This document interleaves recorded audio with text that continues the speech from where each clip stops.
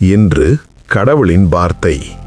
ஏசாயா 66 அதிகாரம் 12 வசனம் முதல். கர்த்தர் சொல்லுகிறது என்னவென்றால், இதோ நான் சமாதானத்தை ஒரு நதியைப் போலவும் ஜாதிகளின் மகிமையை புரண்டு ஓடுகிற ஆற்றைப் போலவும் அவளிடமாக பாயும்படி செய்கிறேன். அப்பொழுது நீங்கள் முலைப்பால் குடிப்பீர்கள், இடுப்பில் வைத்து சுமக்கப்படுவீர்கள், முழங்காலில் வைத்து தாலாட்டப்படுவீர்கள். 13 வசனம்.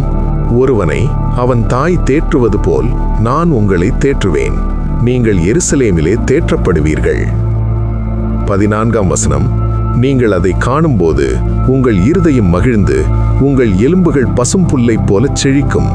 அப்பொழுது கர்த்தருடைய ஊழியக்காரரிடத்தில் அவருடைய கரமும் அவருடைய சத்துருக்களிடத்தில் அவருடைய சினமும் அறியப்படும். 15 வசனம். இதோ தம்முடைய கோபத்தை உக்கிரமாகவும் தம்முடைய கடிந்து கொள்ளுதலை அக்கினி ஜுவாலையாகவும் செலுத்த கர்த்தர் அக்கினியோடும் வருவார், பெருங்காற்றை போன்று தம்முடைய இரதங்களோடும் வருவார். 16 வசனம். கர்த்தர் அக்கினியாலும் தமது பட்டயத்தாலும் மாம்சமான எல்லாரோடும் வழக்காடுவார், கர்த்தரால் கொலையுண்டவர்கள் அநேகராயிருப்பார்கள். 17 வசனம். தங்களை தாங்களே பரிசுத்தப்படுத்திக் கொள்ளுகிறவர்களும் தோப்புகளின் நடுவிலே தங்களை தாங்களே ஒருவர் பின் ஒருவராய் சுத்திகரித்துக் கொள்ளுகிறவர்களும் பன்றி இறைச்சியையும் அருவருப்பானதையும் எலியையும் சாப்பிடுகிறவர்களும் ஏகமாய் சங்கரிக்கப்படுவார்கள் என்று கர்த்தர் சொல்லுகிறார். 18 வசனம். நான் அவர்கள் கிரியைகளையும் அவர்கள் நினைவுகளையும் அறிந்திருக்கிறேன். நான் சகல ஜாதியாரையும் பாஷைக்காரரையும் கூட்டிச் சேர்க்கும் காலம் வரும்.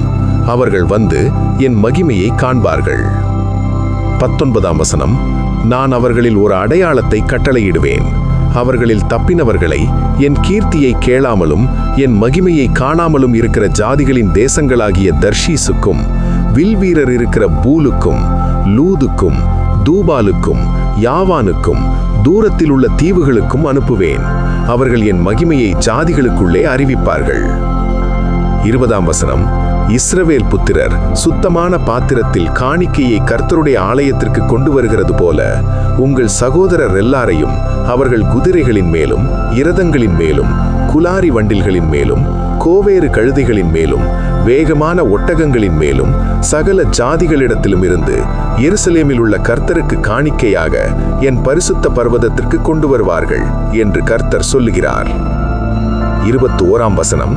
அவர்களிலும் சிலரை ஆசாரியராகவும் லேவியராகவும் தெரிந்து கொள்ளுவேன் என்று கர்த்தர் சொல்லுகிறார். 22 வசனம். நான் படைக்கப் போகிற புதிய வானமும் புதிய பூமியும் எனக்கு முன்பாக நிற்பது போல உங்கள் சந்ததியும் உங்கள் நாமமும் நிற்கும் என்று கர்த்தர் சொல்லுகிறார். 23 வசனம். அப்பொழுது மாதந்தோறும் ஓய்வு நாள் தோறும் மாம்சமான யாவரும் எனக்கு முன்பாக தொழுது கொள்வார்கள் என்று கர்த்தர் சொல்லுகிறார். 24 வசனம். அவர்கள் வெளியே போய் எனக்கு விரோதமாய் பாதகம் செய்த மனுஷருடைய பிரேதங்களை பார்ப்பார்கள். அவர்களுடைய பூச்சி சாகாமலும் அவர்களுடைய அக்கினி அவியாமலும் இருக்கும்.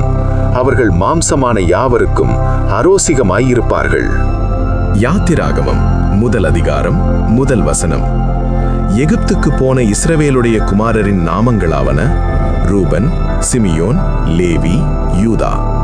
2 வசனம். இசக்கார், செபுலோன், பென்யமின். 3 வசனம். தான், நப்தலி, காத், ஆசேர் என்பவைகளே. 4 வசனம். இவர்கள் யாக்கோபுடனே தங்கள் தங்கள் குடும்பத்தோடும் கூட போனார்கள். 5 வசனம். யோசேப்போ அதற்கு முன்னமே எகிப்தில் போயிருந்தான். யாக்கோபின் கர்ப்பப்பிறப்பாகிய யாவரும் 70 பேர். 6 வசனம். யோசேப்பும் அவனுடைய சகோதரர் யாவரும் அந்த தலைமுறையார் எல்லாரும் மரணமடைந்தார்கள். 7 வசனம். இஸ்ரவேல் புத்திரர் மிகுதியும் பலுகி ஏராளமாய் பெருகி பலத்திருந்தார்கள். தேசம் அவர்களால் நிறைந்தது. 8 வசனம். யோசேப்பை அறியாத புதிய ராஜன் ஒருவன் எகிப்தில் தோன்றினான். 9 வசனம். அவன் தன் ஜனங்களை நோக்கி, இதோ இஸ்ரவேல் புத்திரராகிய ஜனங்கள் நம்மிலும் ஏராளமானவர்களும் பலத்தவர்களுமாய் இருக்கிறார்கள். 10 வசனம். அவர்கள் பெருகாதபடிக்கும் ஒரு யுத்தம் உண்டானால் அவர்களும் நம்முடைய பகைவரோடே கூடி நமக்கு விரோதமாக யுத்தம் பண்ணி தேசத்தை விட்டு புறப்பட்டு போகாதபடிக்கும் நாம் அவர்களை குறித்து ஒரு உபாயம் பண்ண வேண்டும் என்றான்.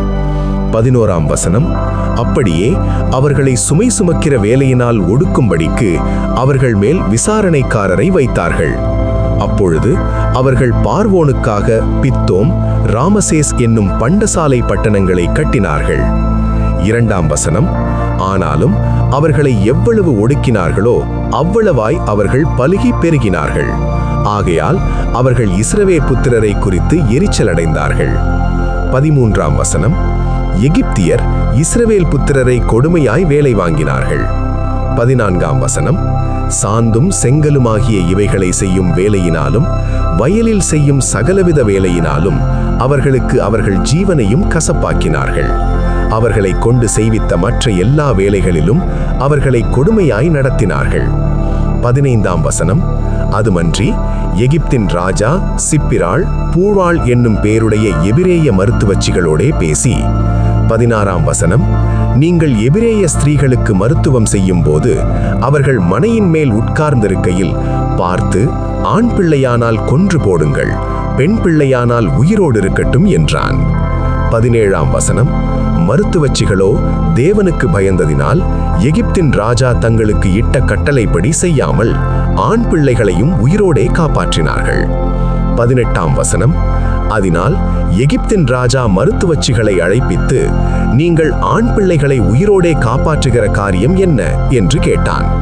19ஆம் வசனம், அதற்கு மருத்துவச்சிகள் பார்வோனை நோக்கி, எபிரேய ஸ்திரீகள் எகிப்திய ஸ்திரீகளைப் போல் அல்ல, அவர்கள் நல்ல பலமுள்ளவர்கள், மருத்துவச்சி அவர்களிடத்துக்கு போகும் முன்னமே அவர்கள் பிரசவித்தாகும் என்றார்கள்.